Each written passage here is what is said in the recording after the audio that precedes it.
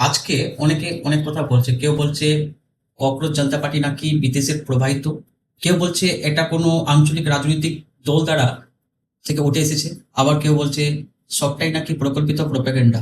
মানুষ নিজের মতো ব্যাখ্যা দিচ্ছে, বিশ্লেষণ করছে। কিন্তু আমি একটা জিনিস বুঝি, মাত্র 4 দিনের মধ্যে একটা পেজ বা সোশ্যাল মিডিয়া আইডি যদি 10 থেকে 12 মিলিয়ন মানুষের সমর্থন বা ফলো পেয়ে যায়, তাহলে সেখানে শুধু কোনো ব্যক্তি বা কোনো মালিক বা কোনো রাজনৈতিক শক্তির প্রভাব আছে, এটা বিশ্বাস করা কঠিন।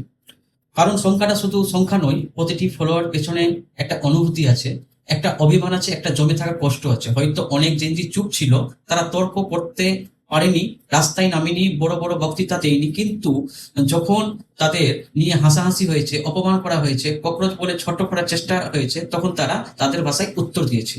এই ফলো শুধু একটা বটাম চাপা নয়, এটা হয়তো একটা নীরবতার প্রতিবাদ, এটা হয়তো নিজের ভেতরে কষ্ট দেখানোর একটা উপায়। কারণ মানুষ যখন নিজের কথা বলার জায়গা পায় না, তখন সে নিজের আবেগ অন্যভাবে প্রকাশ করে। সবকিছুর পেছনে রাজনৈতিক খুঁজে পাওয়ার সহজ, কিন্তু কখনো কখনো কিছু ঘটনার পেছনে শুধু মানুষের অনুভূতি থাকে। আর অনুভূতি কোনো দল দেখে না, কোনো সীমানা দেখে না।